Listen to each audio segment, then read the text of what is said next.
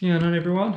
Welcome back to another week of Wing It Garage. This has been a cool one. We've been playing around with the 34, trying to get these front ride height sensors done. We've got a bit of wiring done, played around with the sensors, and then got sidetracked.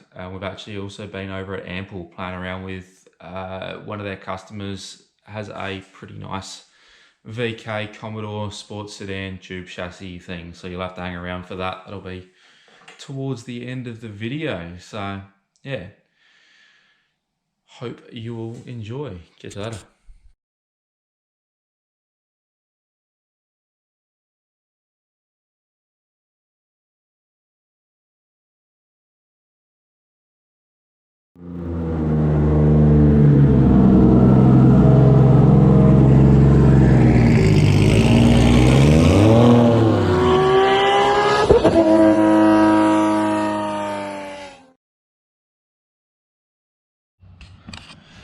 What's going on, everyone?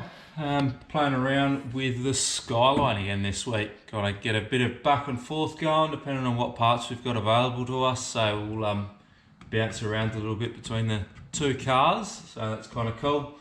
Keeps it different. As you would have seen the other week, we have done the rear ride height sensors.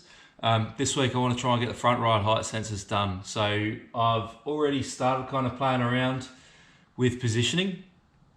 I've got probably not what I'd call the ideal. Back on the rear, I was kind of talking, we want to try and get the sensor as close to the wheel as possible for kind of that motion ratio, just get us that accuracy.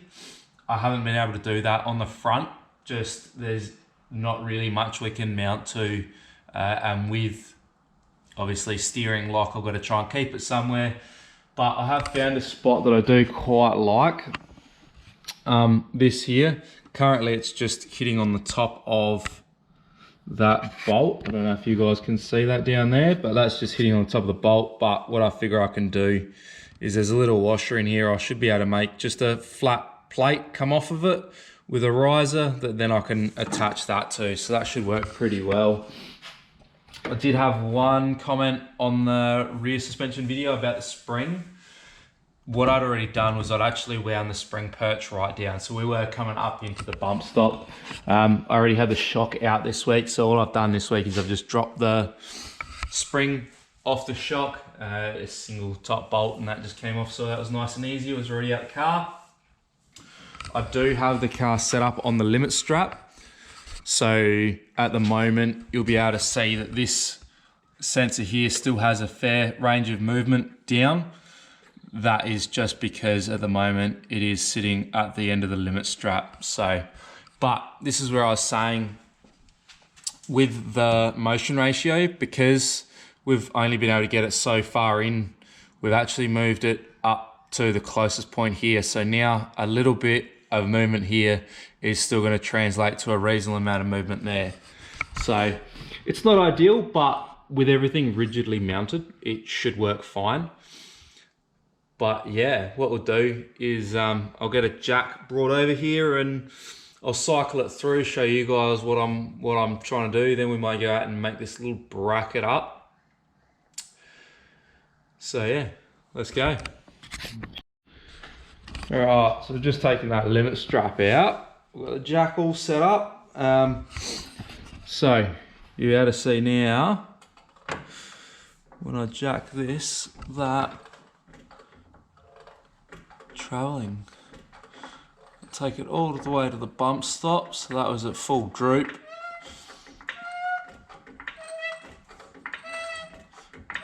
So you can see how it hasn't really come up overly high as we crash into the torch. And that there is now into the bump stop. And we've still got just a little bit of room that we could come up, but we've kind of taken advantage of most of the movement that we've got on that actuator. So what I'll do is we'll drop it down. I'll take that bolt out. We'll make up a little bracket. I'll probably make two up just so we've got one for the other side. With the car parked up against the wall, I kind of haven't really been working on the other side. What my plan was get everything dialed on this side, and then it's just going to be a rinse and repeat for the other side. So considering we're making a bracket, I might just make both up now. That way we've got it. So let's go.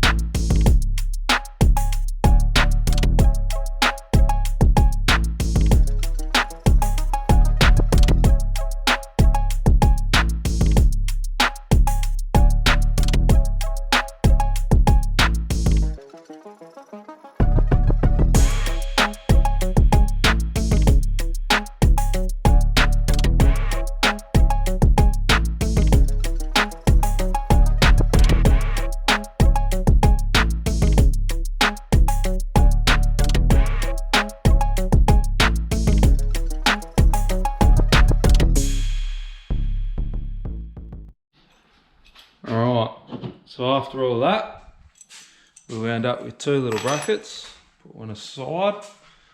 Idea is that the bolt will pass through, sandwich it down. There's enough room around the bolt that I can get a socket onto it to tighten it up. So I'll be able to get it in position where I want it in the arm, put a socket on, breaker bar, hold it there, tighten up the bottom nut, happy days. And then through that hole there, we can run, that's just a little M6, then we can run a bolt up to the positioner. So let's go.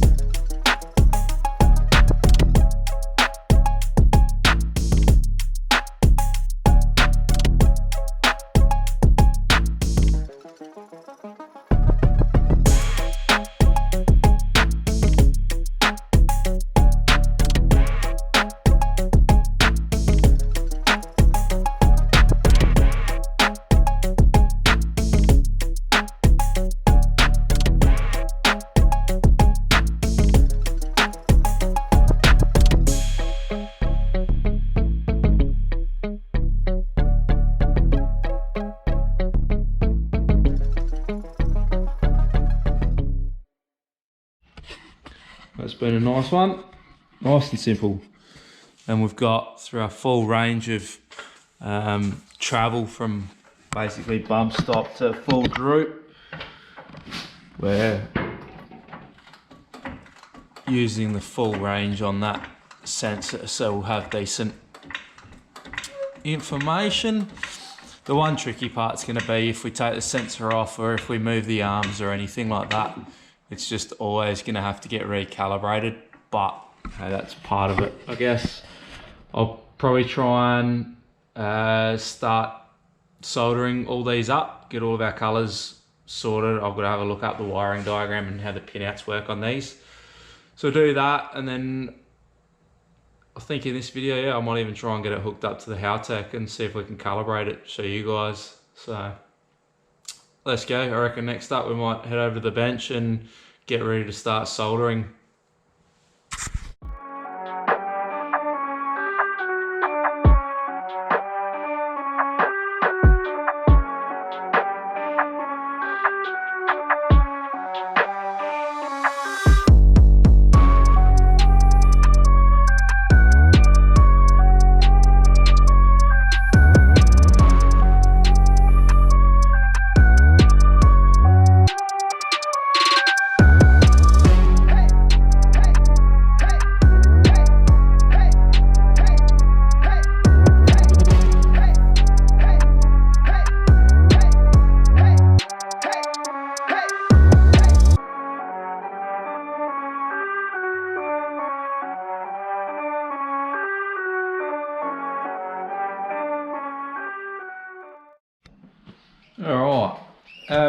So these level sensors.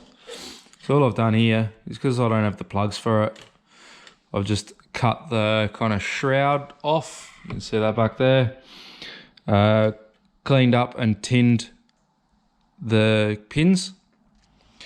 And then all we've done is just soldered onto it. So from here, what I'll normally do is I'll get some heat shrink that'll sit fairly tight around here. And then I'll just use some 5-minute epoxy, and I'll just fill that with epoxy in there up to the wires,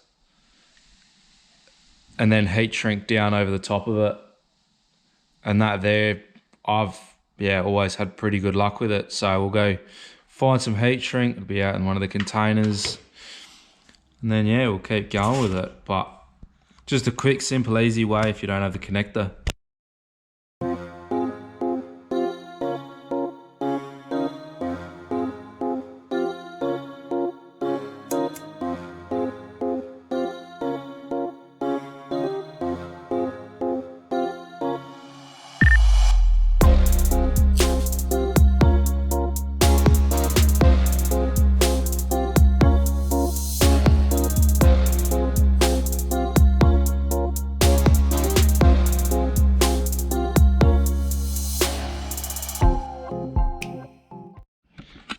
Pretty stoked with how this is coming together.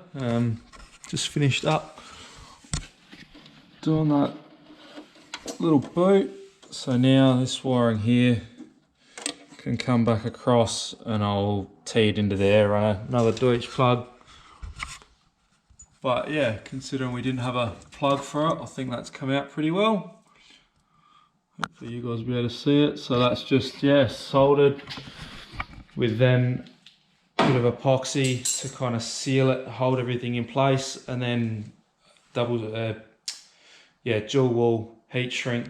I like that stuff because it's got the glue in it, so it does seal quite well. And once you warm it up, while it's still warm, if you hold it together with some pliers or your hands or whatever, you can actually kind of get it to form a shape. So it meant that I can actually get it to still hold that the cables in like a nice flat row of 3. So yeah, pretty happy with that. I'll continue doing the wiring, and then I was gonna have a look at the car, see what I need to do electrically wise to get the Haltech to fire up. I think I should be alright. But anyway, we'll keep going. We've got that first one mounted up there. I figure now we'll go through. I'll do the rest of them. Got one here, got one more on the go, and then I've got to take the one out from the back of the car, and then we could do that. Then I'll start looking at running the wiring. We've got some of the wiring coiled up in the back of the car. This is a mess, but it was all planned out, and there's going to be work going on. So with the, something's going on here. No more fuel cell, no more surge tank in the back here, and radium boxes. So, and have a guess at what you think might be going on there. Anyway, we'll end up pulling some of the wiring back through. There's obviously wiring here for fuel pumps and for fuel level senders, all that kind of jazz. So chances are I'll drag that back through into the cabin and uncoil this, work out what we've got. So we've got in this coil here, there should be rear wheel speed for each wheel, ride height sensors for each side. I think there was also a diff temperature. I'd have to go back through and have a look at the colors. And obviously we've just got this here, just temporary, because I forgot about it until the last minute for our last round. And we needed brake lights, funnily enough, and a rain light, because it was night time. But I got a feeling that we're going to get through some of this stuff, and then there might just be a couple of little videos here and there of just buttoning up bits and pieces. Obviously, we've got the bracket made for the other front side, but I can't do much with it sitting where it is. We've got wheels and bikes and all sorts down the side here, so we'll have to get tidied up and organised. So anyway, onto a time lapse. I'll just get all these done out now.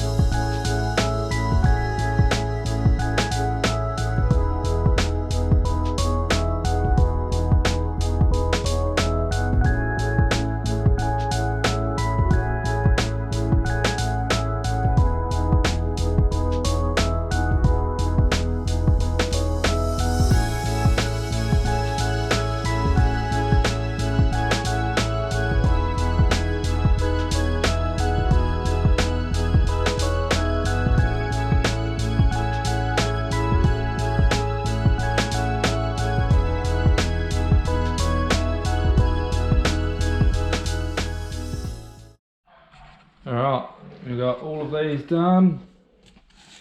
We've got obviously one front one on the car at the moment, that's the other front. The other two rears. Got all the little tails, I reckon they started coming out a lot better by the end. So, next up we'll start wiring them in the car. Alright everyone, so when it rains it pours. Something was kind of a miss in the front suspension while I've been playing around doing these ride height sensors. Just didn't seem like we were getting enough stroke. I've chucked the wheel back on and we were getting up into the bump stops, but I was wrong, we weren't actually in the bump stop. So the other week when we changed the top of the J-arm here and raised it up, what we've done is we've now, because we've moved the upper control arm point, we actually weren't bottoming out. I thought we were. We've actually been crashing into the upper control arm. So we've been losing about 20 mil of trouble. So what does that mean?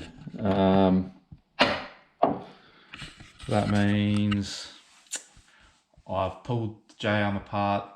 I am going to have to hook into it with a grinder and just make some clearancing. And then go back through, reset the ride height sensors, readjust the shocks because I've adjusted them for where they are, and we'll start the whole lot again. So anyway, race car life. You're seeing it as it happens. We're not, trying to show you guys everything that does go on.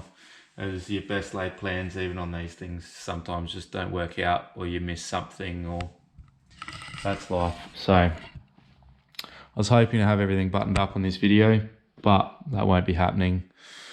I'm gonna have to hook in and grind some clearance on here, and on the control arm there's a fair bit of meat, so that'll be fine. I'm not concerned about strength wise, but yeah, I'm gonna have to leave that for another day. What's going on everyone? Today thought we'd do something a bit different. I am procrastinating and probably not going to get a whole lot more done on the 34, just bits and pieces going on. And I've actually had Doug from Ample hit us up, come give him a hand for a couple of days down at the workshop.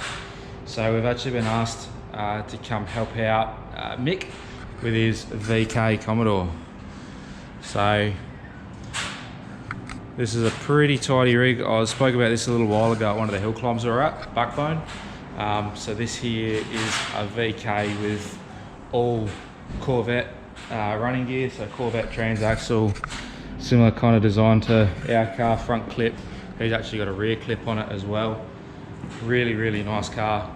Been built really well, but it's actually in. Dougie asked us to come in because it's got a couple of suspension things going on. It's getting a lot of toe change through bump. We had a bit of a look at it a while ago. We've got a couple of ideas for some stuff that we might try, moving the rack and bits and pieces like that, but Mick's also got a new motor for it. So we're firstly just going to be pulling the motor out, and then we're going to have a look at all the suspension. So we'll take you guys through. I'll throw a bit of a time lapse up, starting from the beginning when we started pulling everything off. So you'll see us pulling all the splitter off, radiator out. Cool little setup like ours where it's pretty modular, everything comes off nice and easily, a few bolts. So yeah, but we're at this stage at the moment. So we've just got oil lines that we'll take off, oil cooler, we'll kind of disassemble that. We've got power steering that'll just get tucked up out of the way. Pull headers off.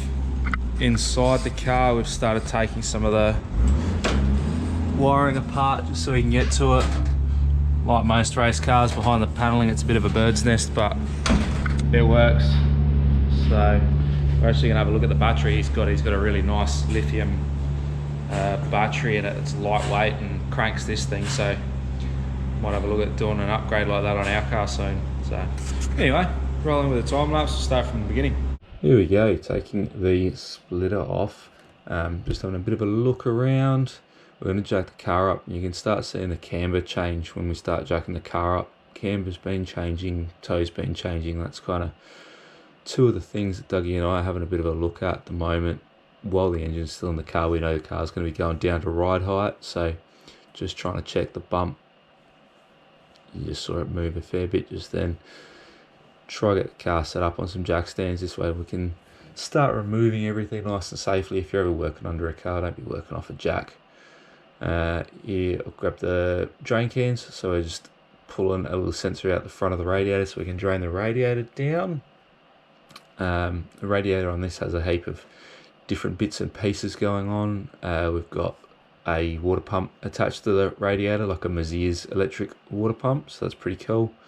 Under all those little fittings and lines off the front of the block, the LSs, they've got basically a line that runs to either side of the block, so just undoing those at the moment so that we can start getting ready to pull that cooler off. You'll see in a sec, yeah, just start draining the oil.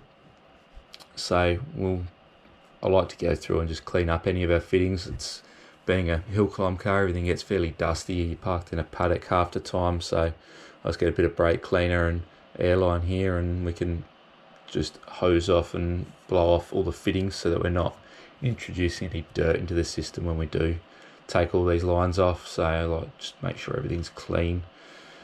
Not going to make any problems for ourselves down the track. Throw that filter back on. We didn't need to drain the whole system. It's mainly just so that we could get the oil cooler, which is off to the side of the radiator in this, out of the way.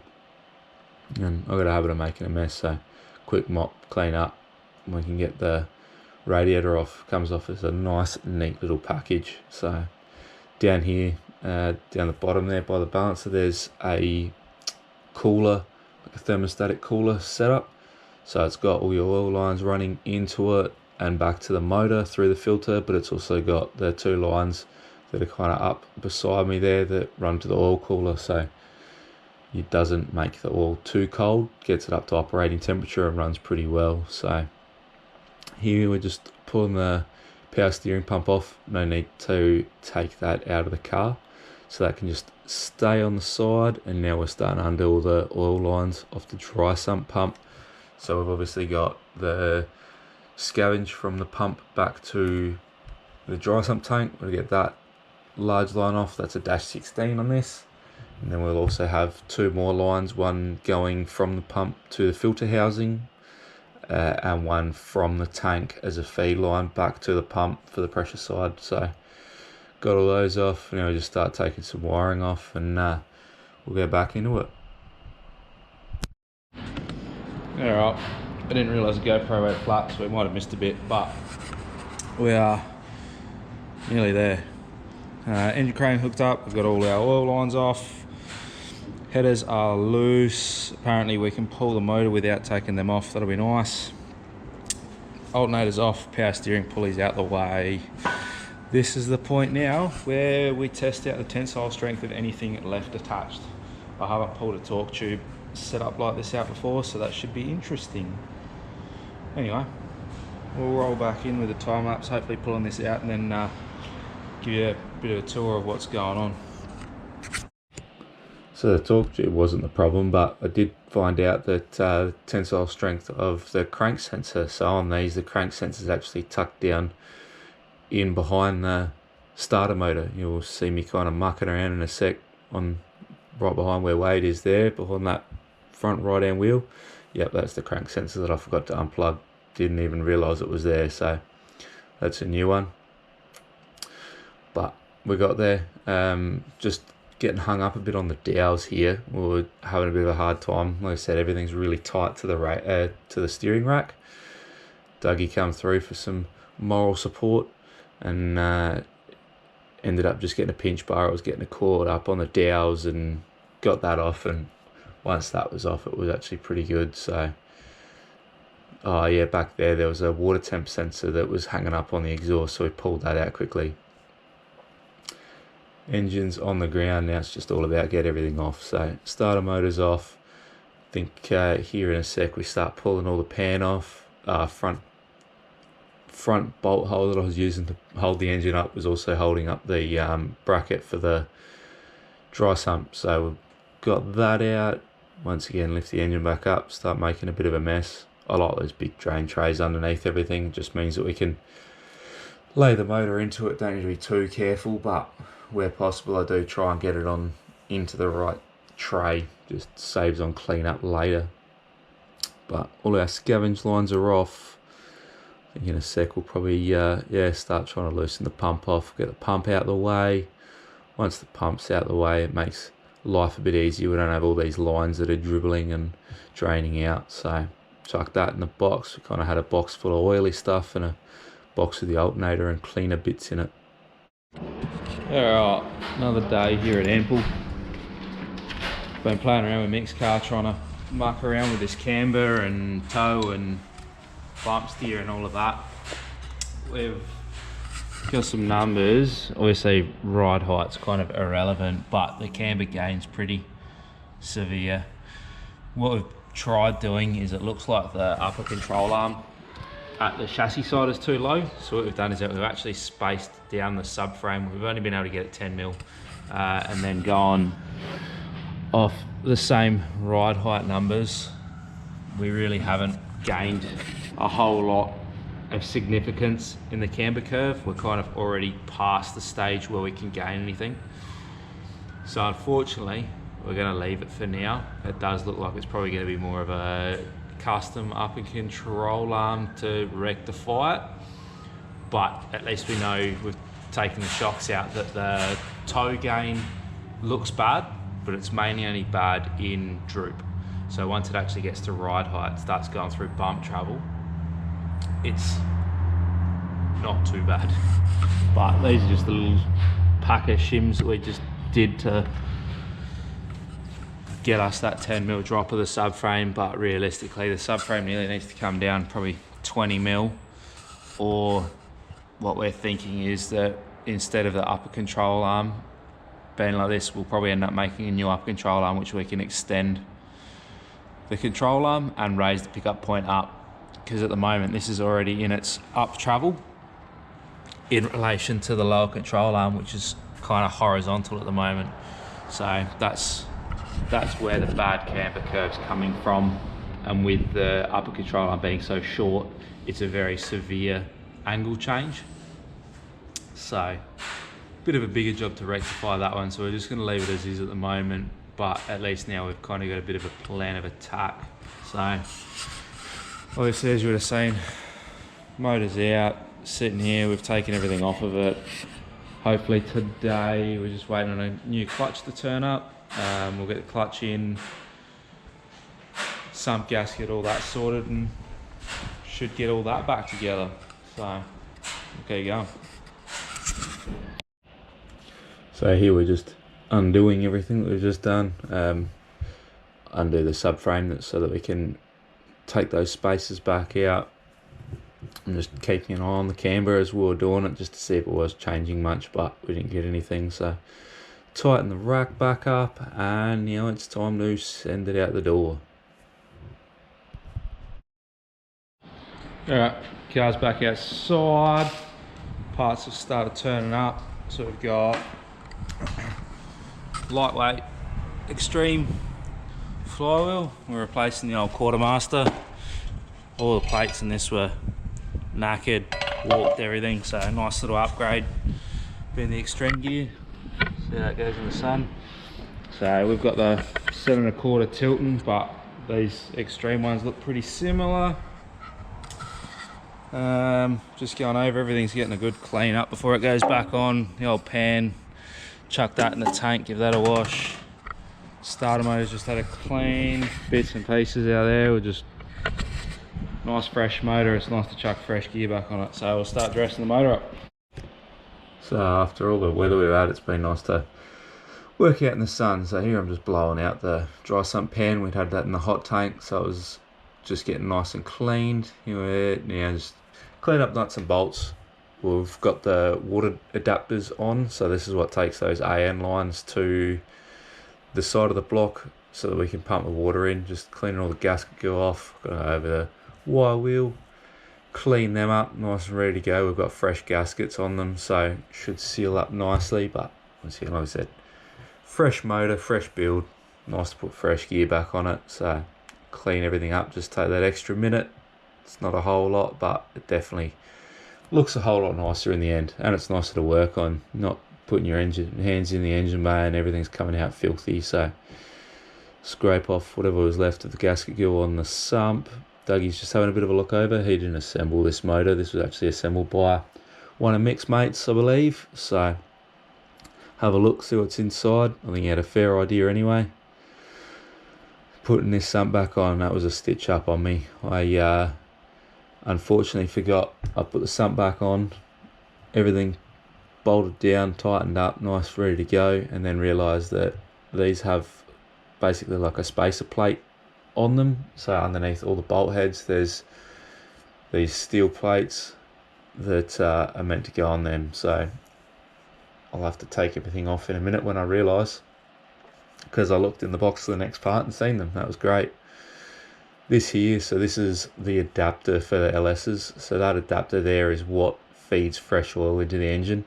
That's just got a nice O-ring in it, so reusable. But that's what runs to the front of the motor where it goes to the oil filter. So here we start chucking that extreme clutch back on.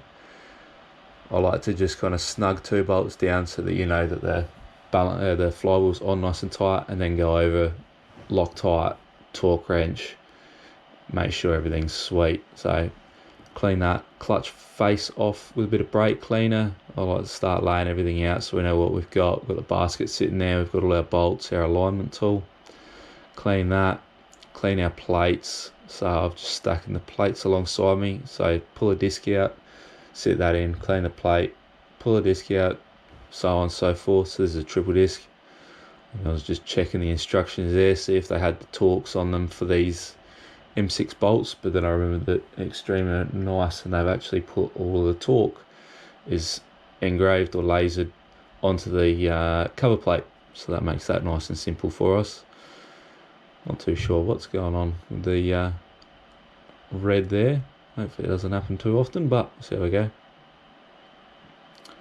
Hopefully you guys aren't seeing it as well. I'm not too sure what's going on there.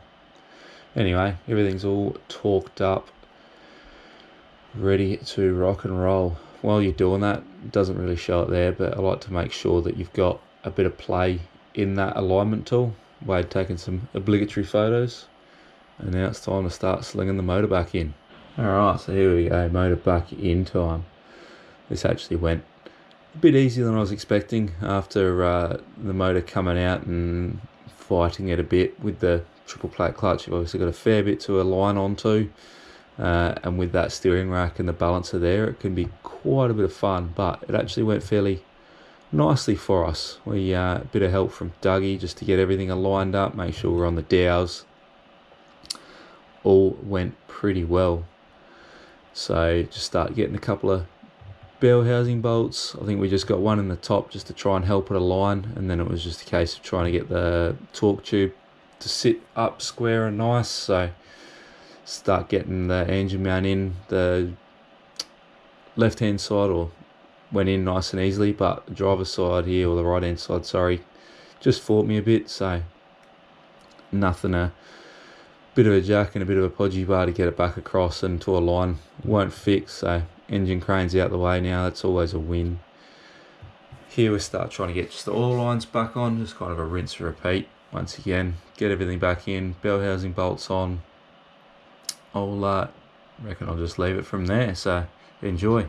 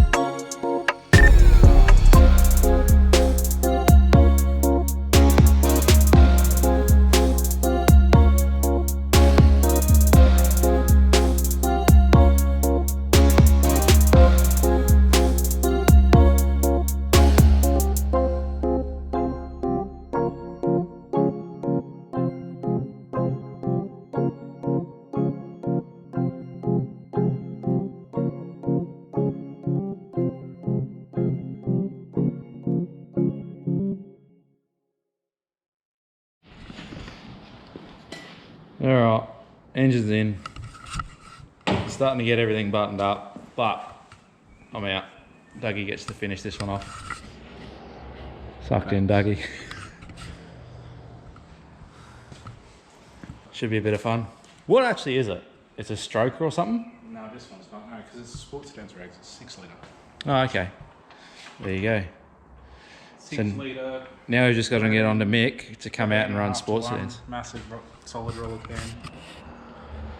8 grand. 8.5 grand red limit. Spicy. We're just got to get Doug to start driving it out at sports sedans. Alright, we'll catch you all later.